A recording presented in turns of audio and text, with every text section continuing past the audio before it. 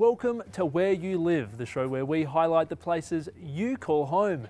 And on this episode, we're in Kimberley.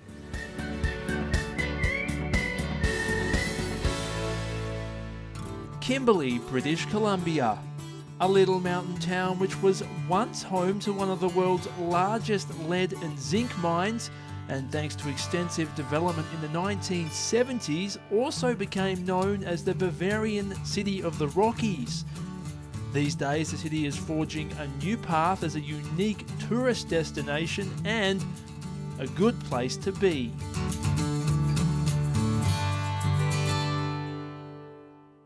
And we're now pleased to be joined by the Mayor of Kimberley, Don McCormick. Don, welcome to the show.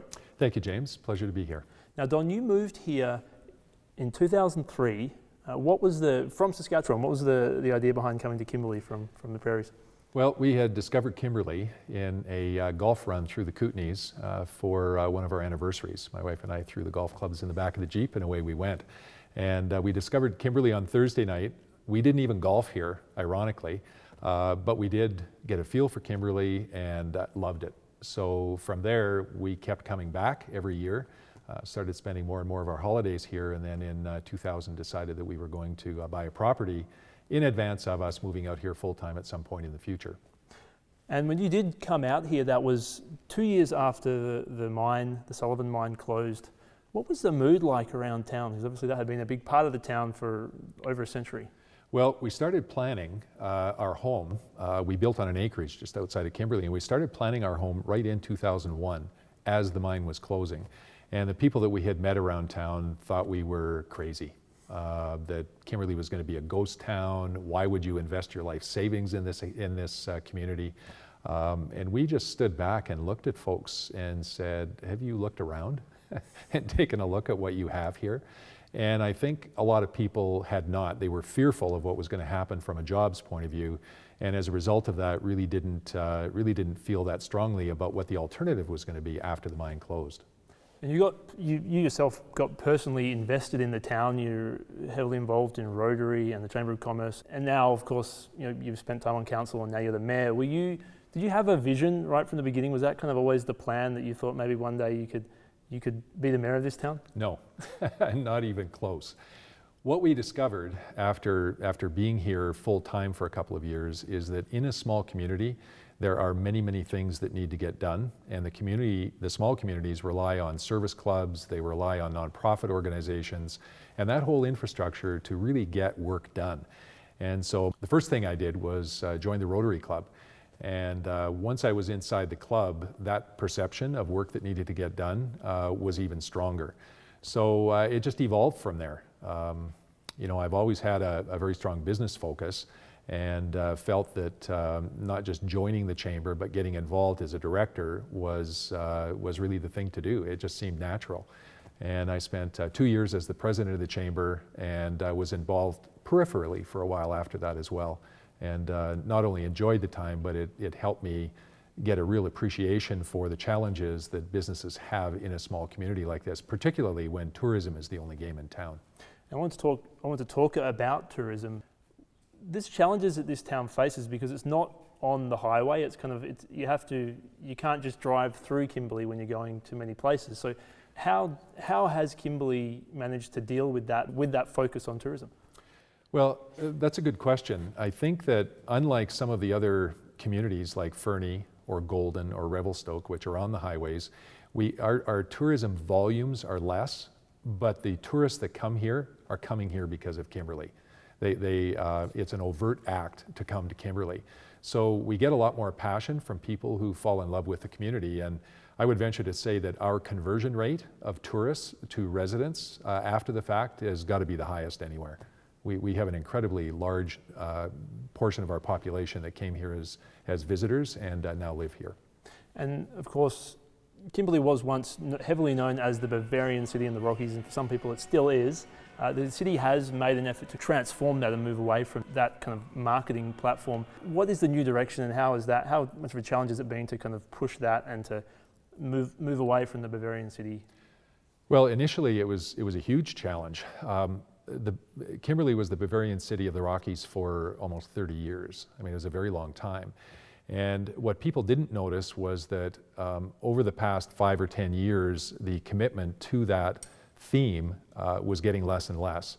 As newer business people came to town, they were more interested in the alpine aspects and the recreational aspects of town, and not so much in the theme.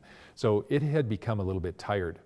The fact is, though, that after 30 years, there's millions, literally millions of people around the world that know us as the Bavarian City of the Rockies. You don't do away with something like that. It has now become part of our heritage, and it's something that I think over time we will continue to celebrate. A good example of that's Oktoberfest. Every October, the Arts Council now puts on an Oktoberfest that pays homage to that heritage. But what we're trying to do now is to move forward with a broader perspective on the community, and it's not tied around a theme. And when we made this change, when we got new tools for marketing our community, a lot of the locals, a lot of the folks that live here were having a real tough time with that, especially those that were really tied to the Bavarian theme. But I think now it's been 3 or 4 years since we've had the tools in place. A good example of what we're doing now are the billboards that we have coming in from the major highways across town that have been wildly successful at demonstrating kind of the vibe that you can get when you come to Kimberley. So I think people are less concerned with it today than what they were 3 or 4 years ago. And of course, one of the biggest parts of the Bavarian City theme is the Platzel, the central part of the town. How important has the Platzel been? Because that is still very much the focal point of the town, isn't it? Absolutely, and it will continue to be. So what that is very much a European style development that, again, Kimberly took on 30 years ago. It's the kind of downtown promenade that many cities in North America are striving to do today. I know for a fact that many of the businesses on Baker Street in Cranbrook would just kill to have a promenade similar to what we have here in Kimberley, and yet we've had it for 30 years. So it continues to be important, and as I said, I don't think there's any move to even change the name. Platzel, it's the Platzel, and it does pay homage to that heritage we have. And it has seen quite a revitalisation just in the last few years here with the change of the types of businesses that are in there, hasn't it? It has, and it's a transformation or a transition that was inevitable. In the earlier days of when the mine was still open, the types of stores that ended up here to support tourism were what I would call trinket kinds of stores, where it was touristy kinds of things that people would buy in a community and take home. And over time, as we are trying to transition away from strictly catering to tourists, and now that our population is growing and we've got a very vibrant community in town, we need to start catering again to the locals. And so over the past 5 years, we've seen a really vibrant transition to a new type of retailing that actually sees us now have a shoe store in town. I mean, we haven't had a shoe store here in many, many years, but we now have what I would describe as a high-end shoe store that has been extremely successful. And if you look at each of those new businesses downtown, they are leading the transformation of not just the Platzel, but the community. And of course, when it comes to sports, the local hockey team is a very important part of the fabric of this town, the Kimberley Dynamiters. Just how much do the Dynamiters mean to you and to the city of? Well, it's an awesome place to be. The rivalries between Fernie and Creston, and certainly the teams up the valley, are an important part of us establishing our identity. And there have been an average of about 1,000 people a game that have been coming out to see the Dynamiter playoff games. And I was thinking, I think the Civic Center holds about 1,200 people, so it's not quite full. And I keep thinking, geez, why can't we fill that up? But if you think about it, that's 1,000 people in a community of 7,000. And that's 15% of our population that comes out to watch the Dynamiter games. So that'll tell you how important it is to to the people in the community. And from a personal perspective, now you've been here since 2003. You've been here for 14 years. What keeps you here? What do you like about this town? Well, that's an interesting question. I guess there's two aspects to that. The first, from a personal point of view, Bev and I we just love the town. We love the golfing in the summertime. We love the fact that we get a ton of snow without 30 below temperatures for extended periods of time.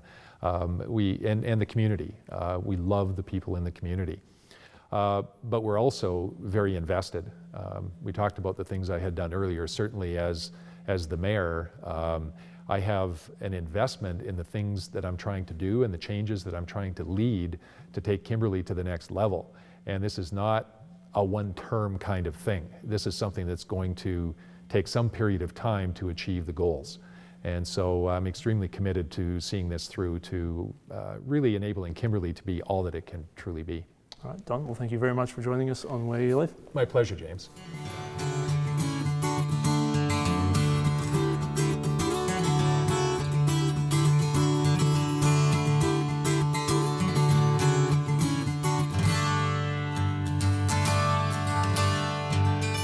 And joining us now are Eric and Michelle Forbes from the Kimberley City Bakery. Guys, welcome to the show.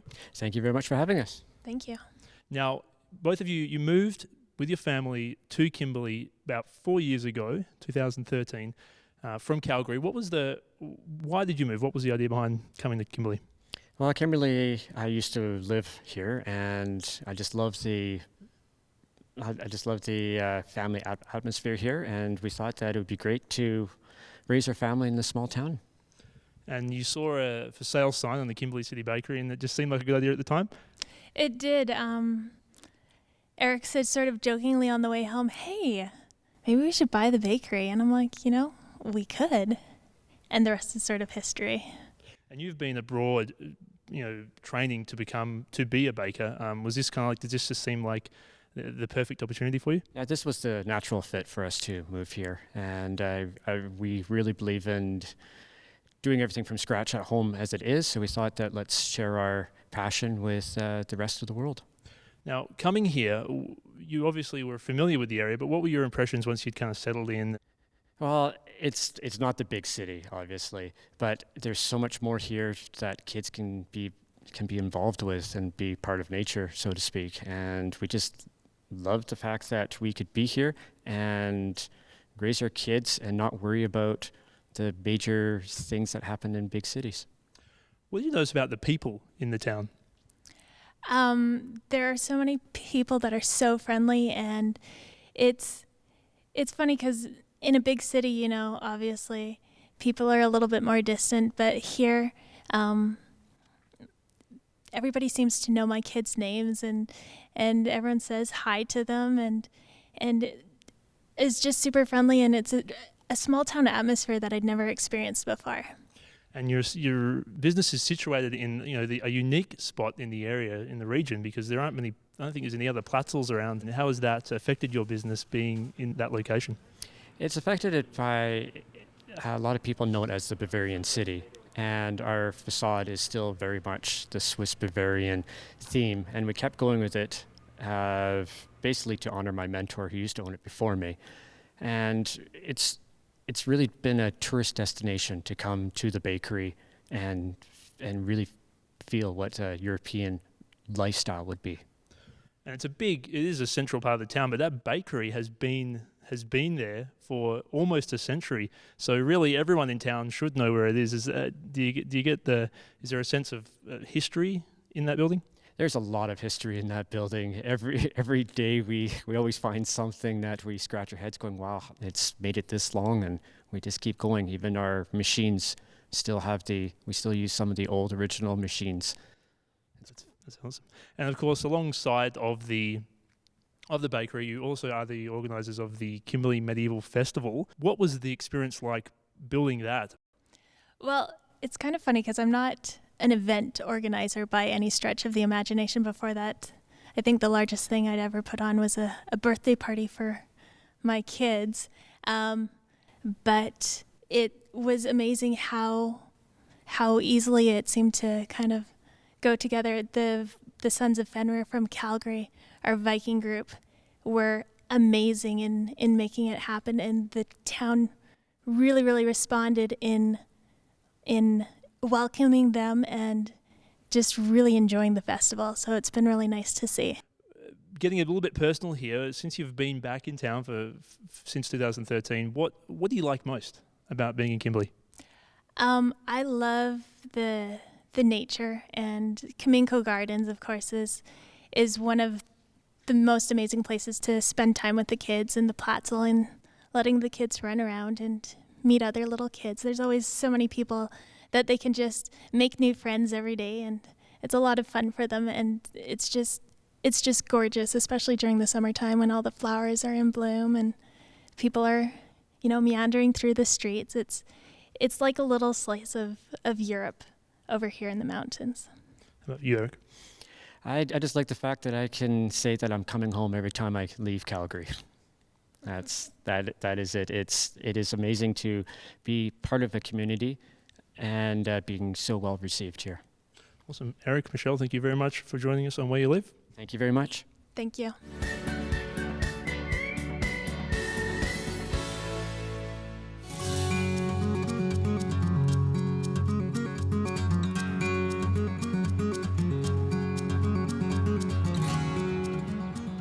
Here now at the Kimberley Heritage Museum with Administrator Marie Stang. Marie, thanks for joining us. Thank you. Now, Marie, you just take one look around this building and it's obvious to see one of the dominant things about the history of this town is the Sullivan Mine. How important has the mine been for the city of Kimberley? I would say it's probably the most important thing in many ways, because people would not really have settled here as early as they did without the discovery of the ore. First on the North Star, and then on the Stemwinder mine, and eventually the Sullivan. Mining is what put the town on the map. Now, it was in operation for over 100 years. Obviously, when anything that's been around for that long closes, which it did in 2001, Yes. there's going to be a huge impact. You were around at that time here in Kimberley. You've been here for 50 years or so. What was the mood? What was it like when the mine closed? They really announced the closure of the mine in 1990, so it really took another 11 years for it actually to happen. So many people really had resigned themselves to that fact.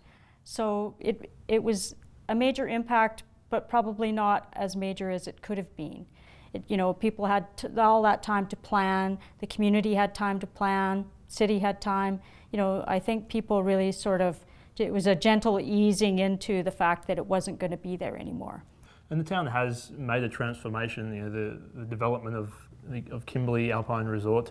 How much of an impact do you think that has on the town now, and in terms of making it more of a tourist destination than before? I think it probably has increased slightly. The city of Kimberley, when they took over the ski hill, really developed, advertising it and promoting it out of the region and out of the area.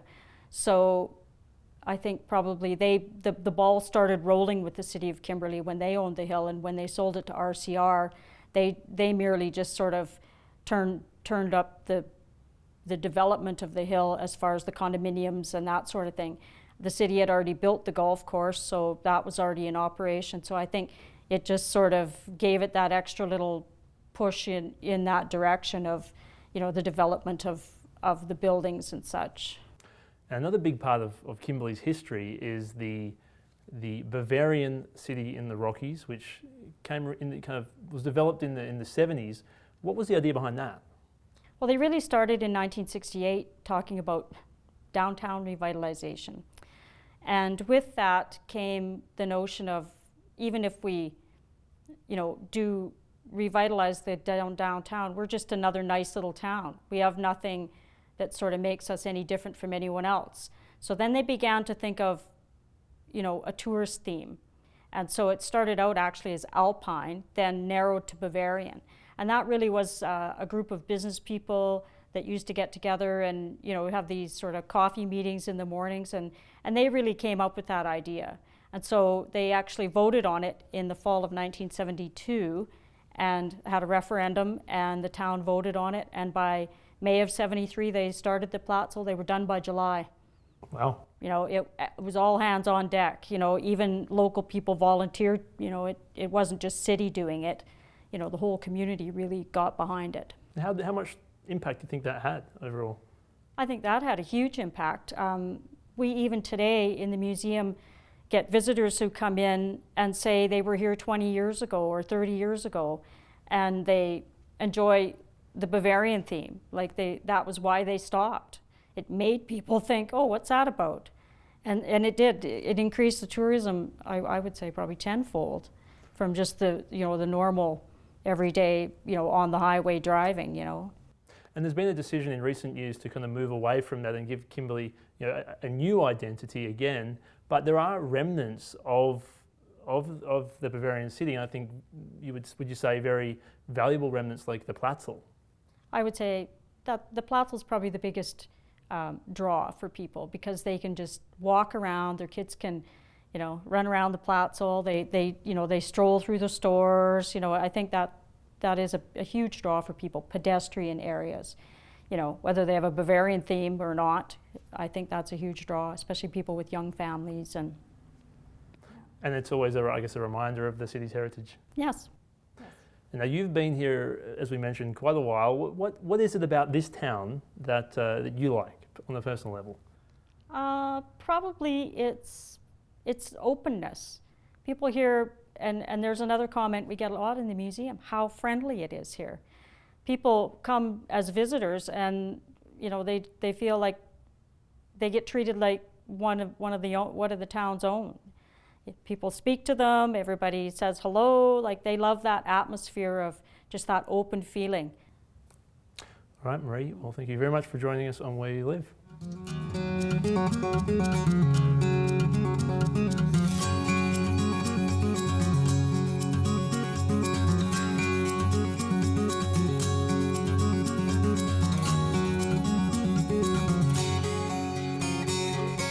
And now we're joined by community member here in Kimberley, Alan Saig. Alan, welcome to the show.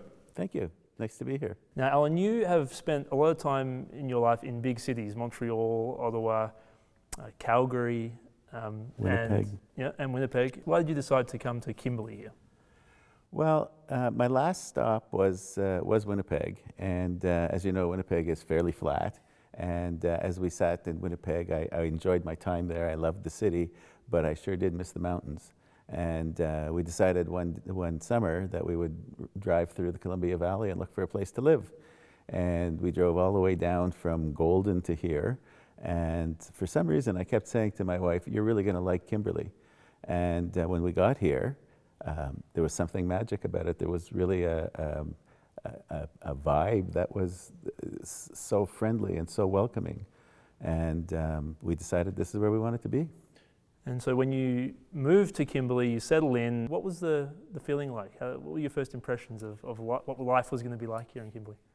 Well, I was retiring, so I knew that I wanted to be somewhere where I can golf and ski and do all those kinds of things. So I knew I'd be pretty happy here. But I think what made it really special was the people that you met on the street, the people that you met, your neighbors that you met at the time and so on.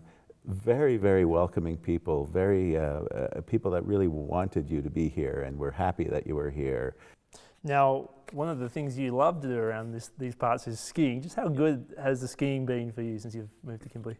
It's been, I still have to giggle when I know that I can go skiing and come and be home 5 minutes later with a glass of scotch in my hand and all warm and nice again. It's the best feeling ever.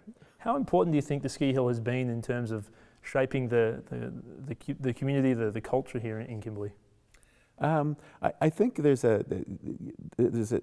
several people, or there's a majority of people that are here because of the skiing.